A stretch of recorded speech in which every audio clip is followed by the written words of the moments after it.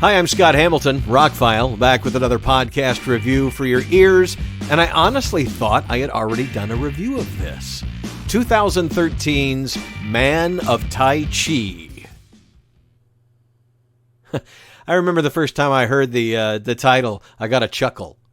Because as a martial artist myself, and not a serious one, but one who gave a couple years trying to be a serious one, we kind of, Tai Chi is an exercise more than a martial art. And this movie uses that to a positive effect in the film, that this man uses Tai Chi as a martial art in some underground fighting and does pretty darn well. This is not the movie you ever thought Keanu Reeves would be in, much less direct. This was Keanu Reeves' directorial debut. It had a $25 million budget. Didn't get a wide release, so it only made about $5 million back. It was filmed overseas, I believe 100% overseas, mainland China and Hong Kong. It's got a good cast. Tiger Chen, who I wasn't very familiar with before this movie, huge fan of now. But Simon Yam is in this, and a young Iko Uwais, if I'm pronouncing his name correctly. He's one of my current favorite martial artists, and he starred in Monster Hunter, if you've seen that. Great martial artist. I didn't realize he was in one of the final fights, but now when I watched the movie. So anyway, this has been in my collection since it came out on Blu-ray. It's surprisingly good at what it is, but not great. And I pulled it out the other day and watched it and said, well, I won't do a podcast because, I think I already did it. And so today I was sitting down. I had some time to do some podcasts. Sitting in here, it's a rainy day and kind of quiet, so got some time. The dogs are sleeping behind me. Nobody's making any noise. And I can talk to you about movies.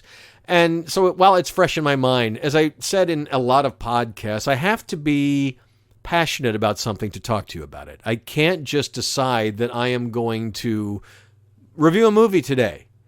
If I don't feel it's not an itch, so to speak, but I kind of have to, it has to form in my head what I'm going to talk about before I just open up a mic and start talking, because I don't have scripts for these. I don't even write outlines. I've tried. I'm just not good at it. I get lost in it. I get tired of working on it, and I just start talking. As a radio guy who's trained to get thoughts across in like 60 seconds or less, it's easier for me to start recording and tell you what I think about something than it is to follow any kind of script or outline I may work on before I sit down to do this. So if sometimes I ramble a little bit, that's why while I'm talking thinking, okay, did I remember everything I wanted to say in this? So I expected this to be a small movie. I didn't know what to think with him directing it, but knowing that he is a martial artist in real life, that's why he was picked for The Matrix. He got better after that. He continues to practice not only firearms training, but martial arts in his real life. I knew he would do a martial arts film accurately, and the fight scenes are great. There are a couple times I noticed watching it this time, he does, or maybe his editor falls into some of the quick editing you don't really have to do when you have real martial artists. I talked about it the last time when I was reviewing Mortal Kombat, I think. Mortal Kombat finally, for a US movie, realized you can pull the camera back and just show two guys fighting and not have to be in their face and show every punch up close, and so, because it looks more realistic to watch two guys tussle. Or, as I just reviewed season 2 of Warrior, scrap. Around 1899, and I don't know if this is real or not, the Chinese in San Francisco called fighting scrapping, and it was good to scrap. And one of the old guys gets in a big fight, and it was good to scrap again. And so anyway, I kind of like that phrase. So approaching a martial arts movie that stars and is directed by Keanu Reeves 13 years after The Matrix, almost 14 years after The Matrix, is not such a stretch as it would have been after Bill and Ted Say. And that he directed it was something I wanted to see, so I blindly bought the Blu-ray. It never played at a theater near me. They say it bombed at the box office, but I don't remember it playing in any theater in 2013 near me. I would have gone to see it. Keanu Reeves in a martial arts flick, I would have been there. and nobody near me showed it, I promise you. I haven't looked it up to see. They're calling it a box office bomb and everything I looked up, but I didn't see like how many screens it got released on. Rotten Tomatoes, 71%. Most people saying it's surprisingly good, especially a solid debut from a first-time director. Few people, stale conventions, ambitious but generic. But overall, as someone who's seen hundreds of martial arts films in his life, this is one of the good ones. It's got a good story. It's got good acting. The weakest thing in the movie, and please don't flame me for this, is Keanu Reeves. He's a good director. He directs the movie well. The movie flows well. It's got a great story. It's interesting, the journey, and I'll get into that in a second. But he's not... Maybe because I'm a fan, it's just hard to see him as a really, really bad guy, which I'm not giving anything away. You can tell by the movie poster. He's not exactly the good guy of the film. He's the bad guy. And it's really not until the final fight at the end when you see him in all his, 6'2" or whatever, in all his tall glory against a small martial artist, that he finally feels imposing. And I'm not saying some of the other scenes where he, he plays a tough guy in John Wick.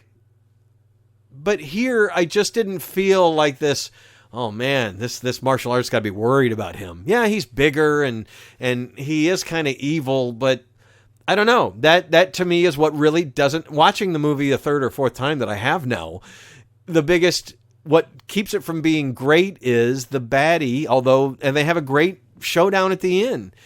I don't know who else could have done it though. So now I have to tell you why, and I don't want to get into spoilers, but basically, his character runs an underground fighting syndicate. Donica is his name. Donica Mark. He runs, and this is 2013, so it's all online, and people pay to see people really fight and kill someone. It's kind of that. It's kind of that story that we've seen a bunch. But they don't come at it that way. They introduce you to our main character, played by Tiger Shen. Unassuming dude who delivers. He practices Tai Chi. He wants to be great. His master's dojo is it's gonna be bad. People want to buy the land. It's old. It's run down. So he enters this circuit to try and make money. His sensei, as we say in karate, but his teacher of Tai Chi tells him, you can't fight for money. You can't do this kind of stuff. And before he enters the underground scene, he enters tournaments. And he's the only guy doing Tai Chi in these martial arts tournaments, and he does well.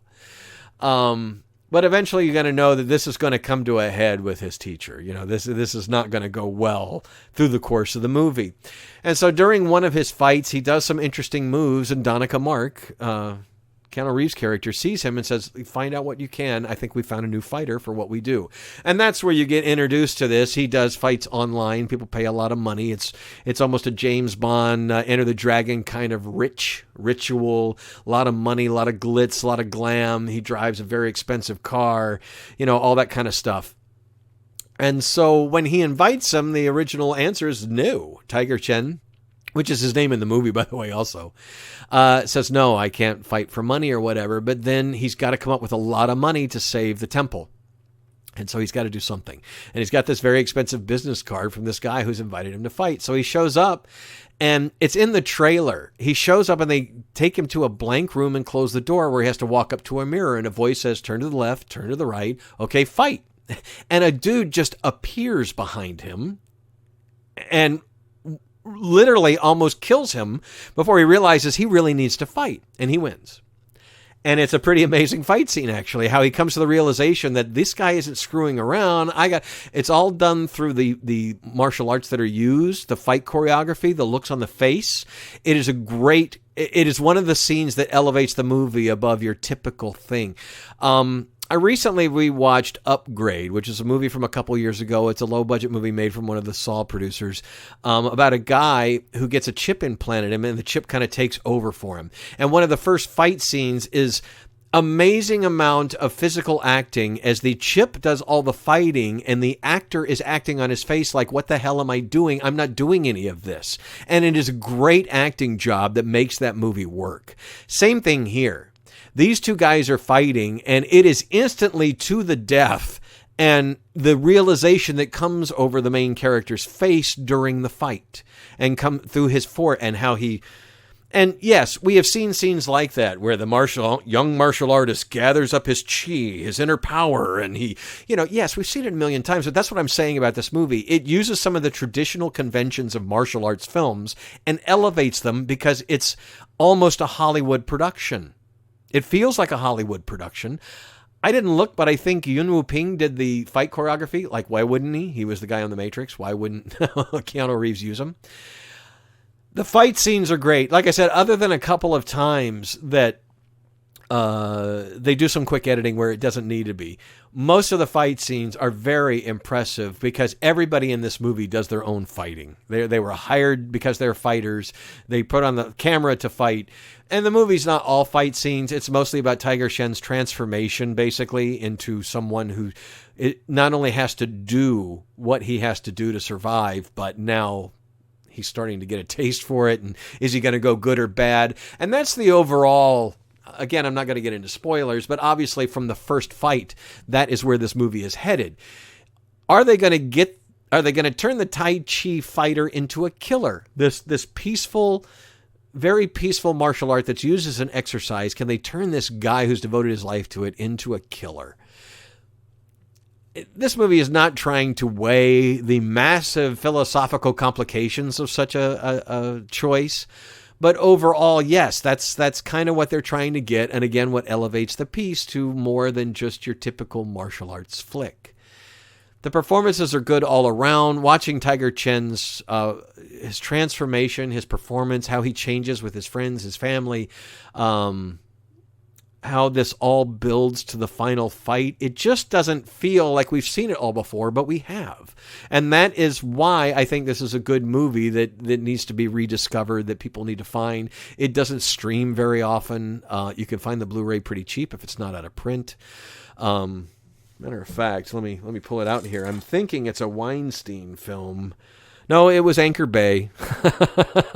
So you might still be able to get it. I didn't look that up, and I should have before this. I understand that it was filmed with a PG-13 rating and still got rated R for violence. The fight scenes are pretty brutal, but there's not a lot of blood. There's not a lot of ripping throats out and stuff. And after watching things like Mortal Kombat Warrior, those are much bloodier, much more R-rated fights. But, I didn't have a problem with it. I don't mind PG-13 martial arts movies as long as the fighting is still realistic. Choreographed fights for somebody who's actually sparred are not always very realistic. Punches are telegraphed because the actors have to dodge, that kind of thing. But we're getting better with them. With movies like the John Wick movies and the Deadpool movies, they're doing a lot of rehearsing, so much rehearsing beforehand that they can make it flow, and it doesn't look like a choreograph. It does more, resemble a real fight. But anybody who's really fought in a ring knows that a real martial arts fight is over very, very quickly. These are not things that go out for 20 minutes. They're not boxing matches. If it's two black belts going at each other, it's a few hits and the round is over. I mean, boom, boom, and that's it. These guys are so good, so talented, so fast. And like I said, I took karate for a couple of years. I got pretty high up in rank. I very much, some of that philosophy and mindset still inform who I am today, but I don't practice on a daily basis other than some resistance training and stuff like that. I'm just not cut out for it. I'm not that. You need to be a bit more acrobatic to go beyond black belt into the superior skills of sword fighting and flying roundhouse kicks and things like that. When you get up to the upper echelon of moves that take real professionals to not hurt yourself, probably because I was more devoted to my career than doing that. If I were a guy training for a movie and that's all I had to do for 6 months, we might be talking a different story. But with everything else that goes on in life, the memorization, the practice time, all that, it just gets to a point where you have to be able to devote yourself to it or not. And I love movies that are about these guys who, are able to juggle that. Tiger Chen's character, who's juggling a real job to put food on the table, but also goes to meet his teacher and practice his martial art every day. I really respect that, have found that later in life, routines need to be followed for you to be able to do what you do. Maintenance and routines are the key to long life. I learned it with my dogs. I learned it with my cats when I had them. I learned it in my exercise routines, that I'm not a gym guy. I am not a guy who just, I have to work diet thing changes, med changes, exercise changes. I have to work those things into what I'm already doing. I can't do the radical change thing that some people can. That being said, I quit cigarettes cold turkey 35 years ago. I've quit other things cold turkey just because I decided to not do them anymore. I'm a lifelong soda fan, and I hardly ever drink a soda these days. That kind of thing. You need to flip that switch in your mind. And I never had enough time in my private life to devote to that when I was young enough to still be able to do it. Not that I couldn't do it now. And like I said, I still do a few things. But long story short, I do have some experience with martial arts to say. It's all choreographed. It's not very realistic in that aspect, but it's very entertaining also from that aspect, from somebody who knows what they're doing. Is it the greatest movie I own? Absolutely not. Is it something I would upgrade to 4K if that were ever happen? No, probably not. But pulling it out again, I was like, I had some other things. I do have a stack of things I want to review that I haven't reviewed for the channel, and to pull out something that's not in that stack to me is feel like I'm not doing my job. I'm not doing what I should be doing in producing content, as us content producers are supposed to do in the 21st century. But that being said, I think it was a Saturday afternoon, and I had some time, and it was just like, it's an hour and a half. Why not? I'm in the mood for this, and I hadn't started the second season of Warrior yet. So I put it on, and I was thoroughly entertained again. And I'm interested in watching it again now to catch now that I'm starting to get some of the layers of it. I did do a little research before I did this podcast. Keanu worked on this script for a long time. This was around for years before they finally got funding and were able to make it. There are quite a few companies listed on the beginning that helped get it made. So I'm sure it wasn't easy to come up with $25 million for yet another martial arts movie, but him starring in it, I'm sure carried pretty decent weight back in 2013. It would probably carry more now that John Wick's a huge hit, right? But if you're looking for a new martial arts flick to watch that you haven't seen before, and you've been dabbling in Mortal Kombat and Warrior on HBO, then seek out Man of Tai Chi. It's better than the average martial arts film made today. Much better than the straight-to-video stuff. With some, like Scott Adkins. Man, dude's a freaking great martial artist. It was nice to see him in movies like Doctor Strange and stuff. But he makes some really terrible B-grade martial arts films that go straight to video and play well in international markets. But, man, he's such a great martial artist. I don't know how much of a great actor he is, but a great martial artist. It'd be nice to see him in more U.S.-centric films. One thing I liked about seeing some of the new trailers, there was a trailer the other day for Snake Eyes, the new G.I. Joe prequel film that's going to tell the origin of Snake Eyes. And in the credits and in the previews, I saw Andrew Koji, who stars in Warrior, and Iko Uwais, who starred in his own stuff. And they put those two guys with the guy who's starring in it.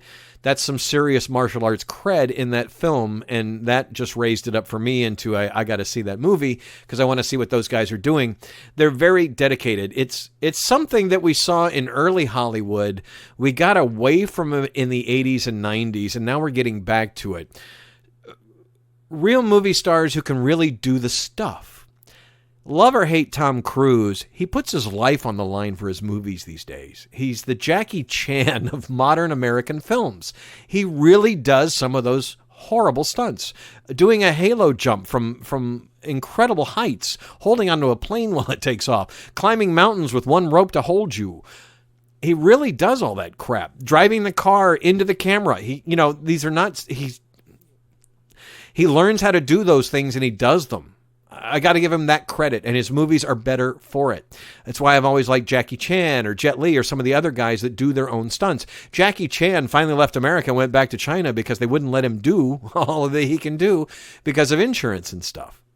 So it's nice to see a movie like this, kind of made with an American team, but filmed in Hong Kong and mainland China, that probably didn't have. I mean, some of the fight scenes are brutal. People thrown through plate glass windows, and there's some things you can't fake. You know, when somebody's thrown hard to the ground, no matter how softly that ground is, they still hit it pretty darn hard. Water is pretty hard when you hit it at high speed. You know, some of the flips, some of the throws, there was no way, no matter how padded the wall was, that didn't hurt when they did it. And to see actors giving it their all in movies, it was something we've always tried to cover up with stuntmen, or we've tried to cover up with special effects. And now we're getting to the point where, you know what? If you're going to make an action movie, a pure action movie, a Mad Max Fury Road, The Raid 1 and 2, you need to find actors who can put themselves in harm's way so you can get the camera in there and you can't. We knew you were faking it. When you cut away from a person's face when the stunt happened, we knew it. And growing up, you know, I really revered stuntmen. But now some of these directors, some of these movie choreographers came up as stuntmen first. The guy who's in charge of John Wick these days was a stuntman and then became a stunt choreographer and got so good at that, he now directs movies. And he directs action movies. He stays in his wheelhouse. He's not trying to do Henry V, you know.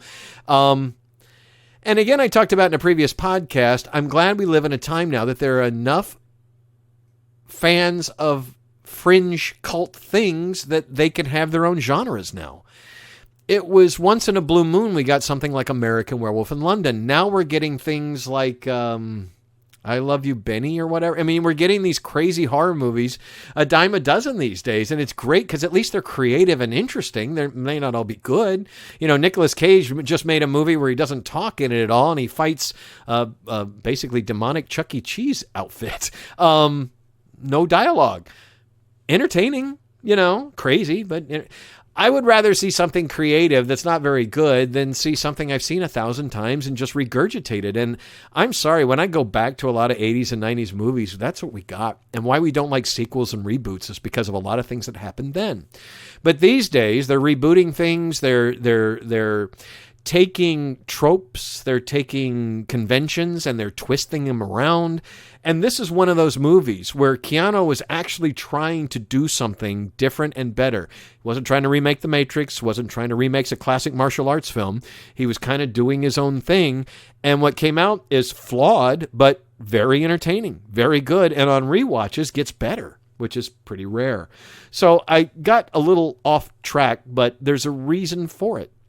I would praise a movie like this over some of the other martial arts movies that are out these days because a lot of care, time, and effort went into creating the art. They didn't just throw this together to make money with a B direct-to-video release that might play in some other country where they can make a few million. This was his directing debut, and he wanted to make something different, wanted to do something right. It's not a martial arts classic, but it's definitely something that stands out as different and interesting, and the more I see it, the more I really like it. Hope Tiger Shen does more stuff. Haven't seen much of him in the last 7 years. That'll be the next thing I look up. So check out Man of Chi and do venture out a little bit.